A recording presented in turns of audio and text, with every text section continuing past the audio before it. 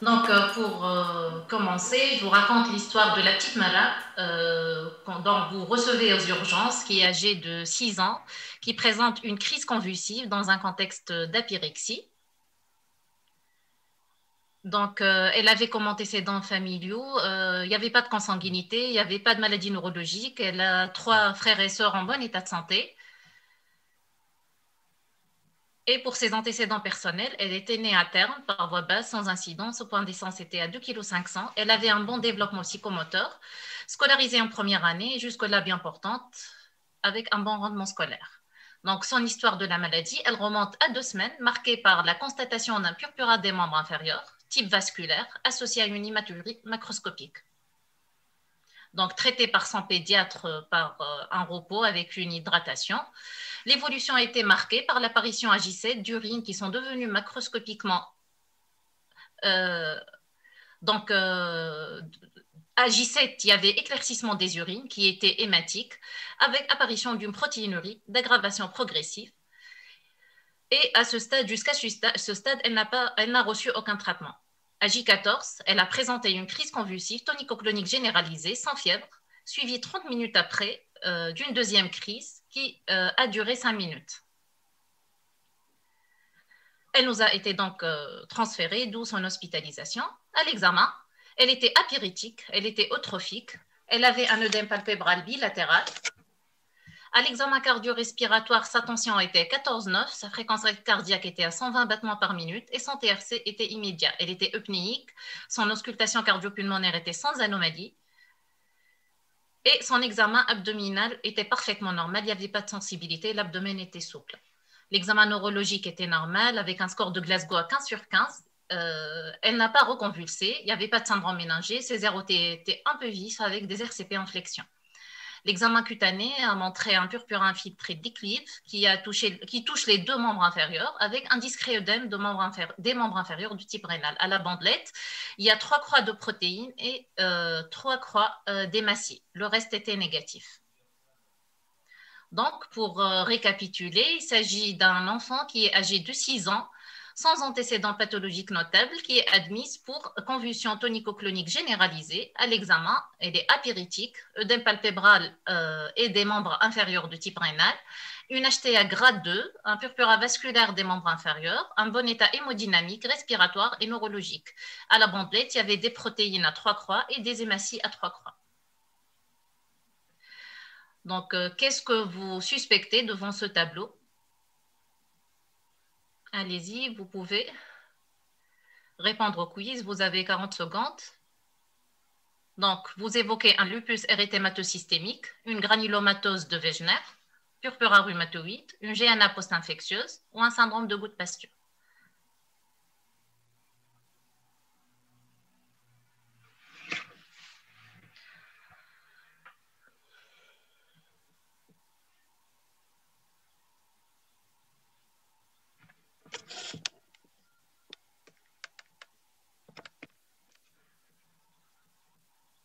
Il vous reste 8 secondes.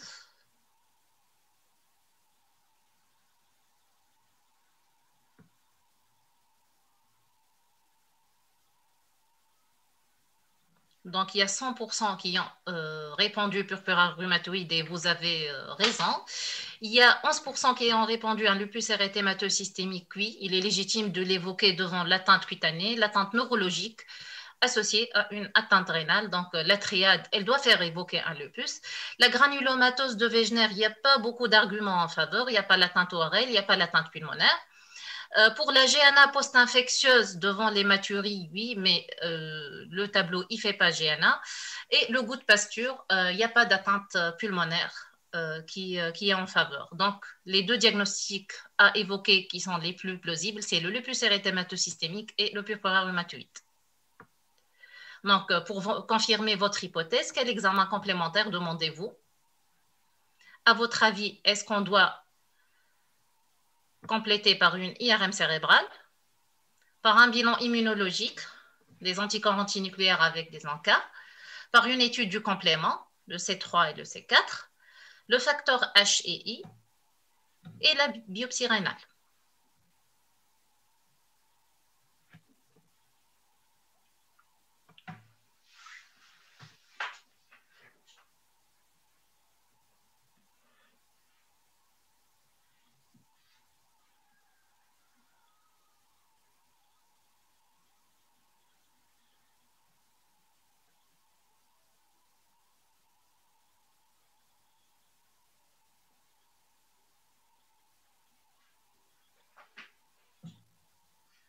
Donc, vous avez répondu, bon, les réponses étaient panachées. L'IRM cérébrale, il y avait 38%. Oui, il faut la demander. En fait, on a des convulsions, une atteinte qui évoque une vascularite avec une atteinte neurologique. Il faut donc la demander. Le bilan immunologique, ça va de soi.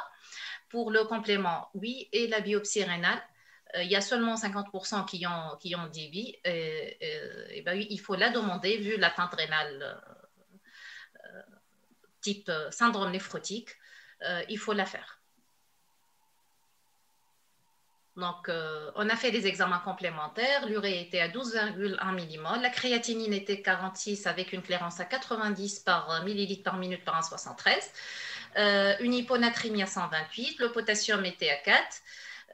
Elle avait une albuminémie à 13, protidémie à 46. Le bilan hépatique était correct. La protéinurie de 24 heures était égale à 375 mg par kilo par jour.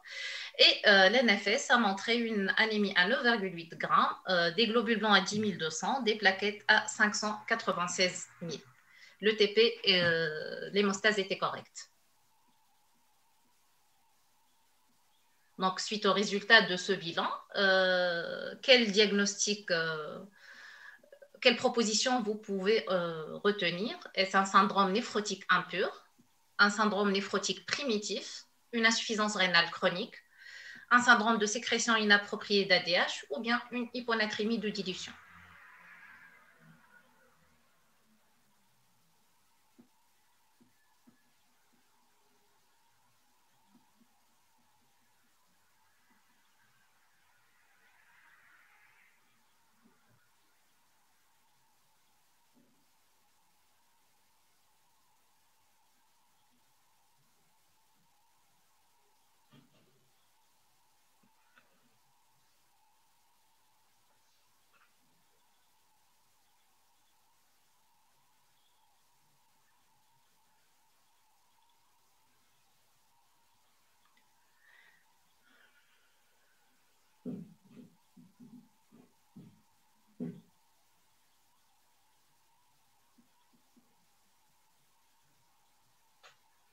Donc, vous avez répondu le syndrome néphrotique impur et vous avez raison. Il s'agit d'un syndrome néphrotique qui répond à la définition biologique avec des signes d'impureté, l'insuffisance rénale avec l'hématurie.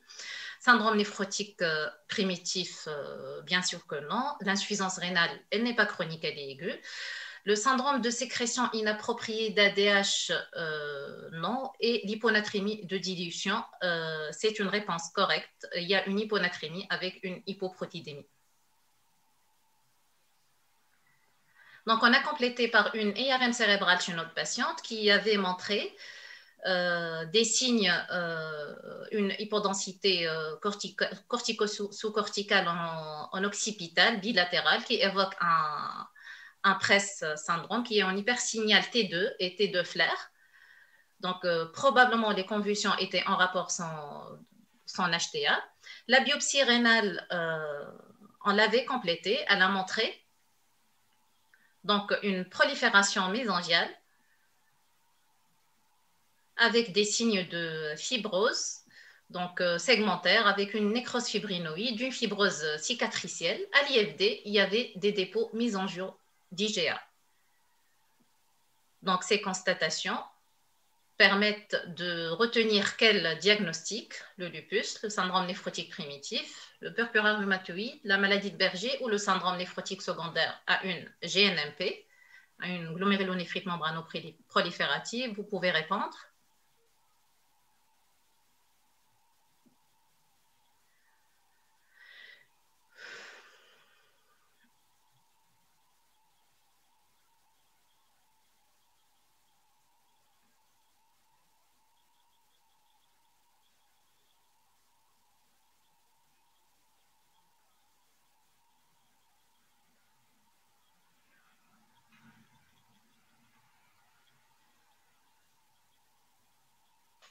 Il vous reste 13 secondes.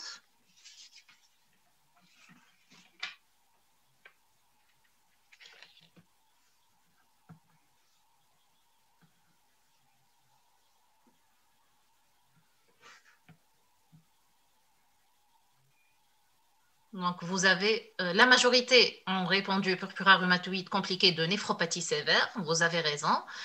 Pour la maladie de Berger, c'est vrai qu'il y a des dépôts d'IgA au niveau de la biopsie, mais le tableau, vu la première poussée, ça fait un purpura rhumatoïde qui est compliqué de néphropathie sévère. Suivant. Donc, on a retenu le diagnostic de purpura rhumatoïde avec atteinte rénale. Atteinte rénale, syndrome néphrotique avec hématurie et HTA. On doit maintenant classer notre néphropathie du purpura rhumatoïde. Est-ce qu'il s'agit d'une néphropathie légère, d'une néphropathie modérée ou d'une néphropathie sévère?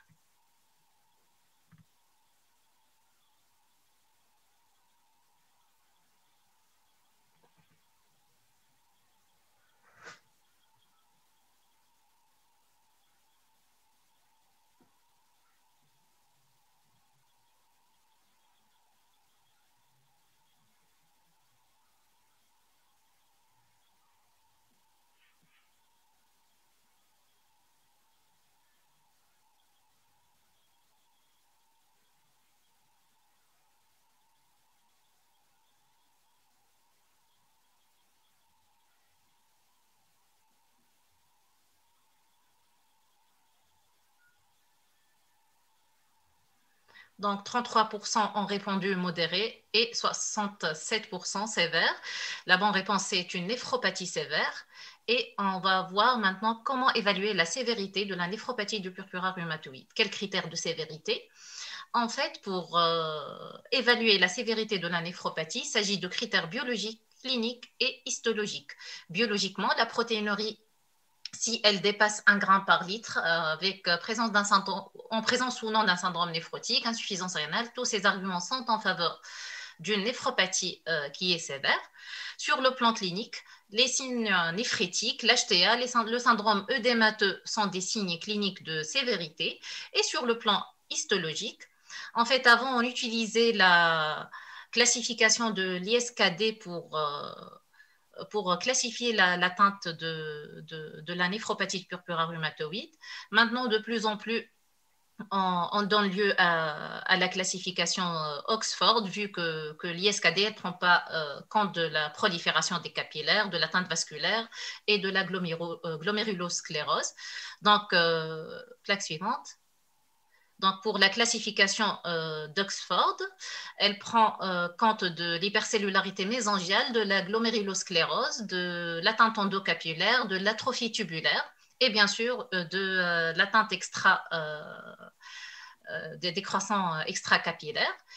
Et selon cette classification, le M1 ou l'hypercellularité mésangiale et l'atrophie tubulaire ou l'atteinte tubulaire représentent les signes qui sont plus corrélés à la sévérité de la néphropathie du purpura rhumatoïde selon les études récentes. Donc, plaque suivante. Donc maintenant, on passe au traitement devant cette néphropathie du purpura rhumatoïde qui est sévère. Qu'est-ce que vous proposez comme traitement de première intention? Est-ce que vous proposez une corticothérapie par voie intraveineuse, une corticothérapie péros, des IEC, la cyclophosphamide ou de la cyclosporine?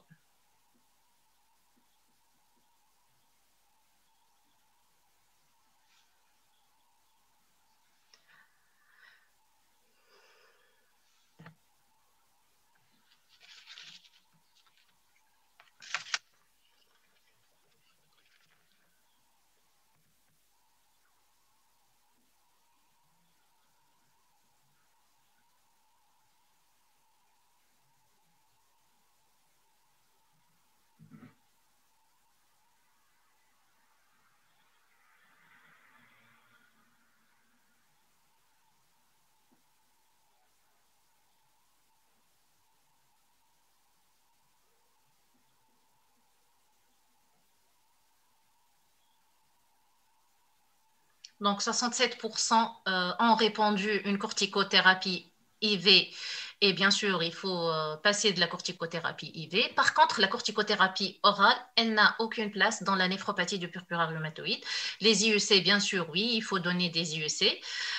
Cyclophosphamide, non. Et la cyclosporine, ça peut être utilisé, mais pas de première intention. Donc, de première intention, on propose corticothérapie IV avec des IEC.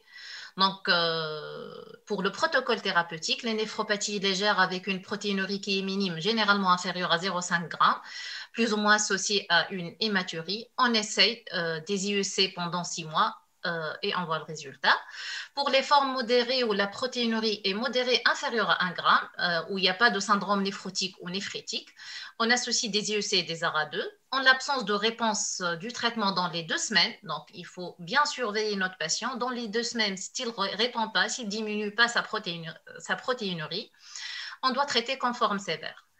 Les formes sévères qu'on a prédéfinies doivent bénéficier du traitement par une corticothérapie IV, des bolus de solumédrol, puis passage à la corticothérapie orale avec des inhibiteurs de l'enzyme de conversion, puis les cyclophosphamide, ils peuvent être associés dans les formes rapidement progressives.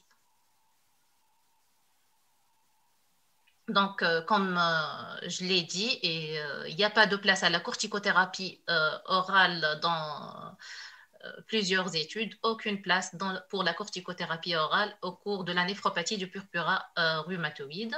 Suivant. Pour notre patiente, elle a reçu 3 bolus de solumédrol, puis relais à une corticothérapie Péros avec des IEC. Elle n'a pas répondu. On est passé donc à la cyclophosphamide, elle a eu des cures mensuelles, elle a bien répondu. Actuellement, sa protéinurie est négative avec un recul de 4 ans. Donc, quelques réflexions. Que pensez-vous par rapport à la prise en charge de notre patiente? Est-ce que la prise en charge initiale de l'atteinte rénale était tardive? Est-ce que la fibrose constatée à la PBR peut être secondaire à un retard du traitement? Une corticothérapie orale avec des IEC était indiquée dès la constatation de l'atteinte rénale? Est-ce que la maladie était sévère indiquant un traitement immunosuppresseur d'emblée? Vous pouvez répondre.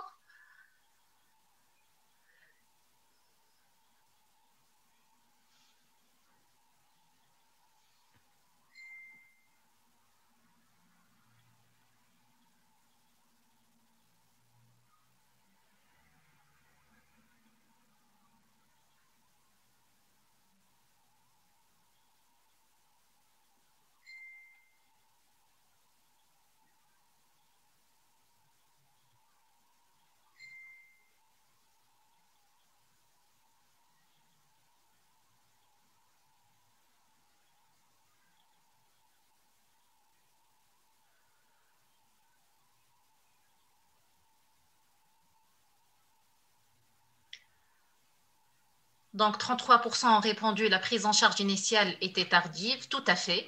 En fait, notre patiente, elle présentait ses signes cutanés de purpura rhumatoïde avec l'atteinte rénale depuis le début. Elle avait l'hématurie, puis elle était surveillée. Elle n'a reçu aucun traitement pendant 2 semaines et elle nous a été envoyée après les 2 semaines.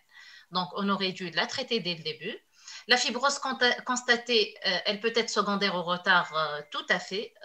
Bon, toutes les études montrent qu'au bout de 2 semaines, le risque de fibrose augmente si le patient n'est pas traité. Une corticothérapie orale avec IEC, bien sûr que non. On a dit que la corticothérapie orale, elle n'a aucune place pour l'atteinte rénale. Et si on a place à traiter par des corticoïdes dans les formes sévères, c'est la corticothérapie par voie intraveineuse. La maladie était sévère, indiquant un traitement immunosuppresseur d'emblée? Non, parce que la maladie, elle était modérée au début. Il y avait une hématurie avec une protéinurie qui n'est pas massive, et la patiente, elle n'a pas été traitée initialement et envoyée après aggravation de sa protéinurie. Suivant. Donc, pour le pronostic, la néphropathie de purpura rhumatoïde se développe dans 20 à 30% des cas. L'atteinte rénale, elle peut se voir jusqu'à 18 mois après le début de la maladie, souvent dans les 3 mois, mais le risque persiste jusqu'à 18 mois, d'où l'intérêt d'une surveillance prolongée des malades qui sont porteurs de purpura rhumatoïde.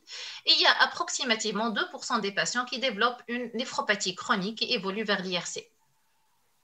Donc, je vais vous proposer un rythme de surveillance. Devant tout tableau de purpura rhumatoïde, il faut surveiller la pression artérielle, la bandelette urinaire, en l'absence de néphropathie initiale, 2 fois par semaine le premier mois, 1 fois par semaine entre deuxième et troisième mois, M2 et M3, 2 fois par mois jusqu'à 6 mois, et puis 1 fois par mois jusqu'à M12. Donc, cette surveillance, elle doit être, vous savez bien que purpura rhumatoïde, ça peut rechuter, récidiver. À chaque fois, à chaque poussée du purpura rhumatoïde, il faut refaire la même surveillance, même en l'absence d'une atteinte rénale initiale. Je vous remercie pour votre attention.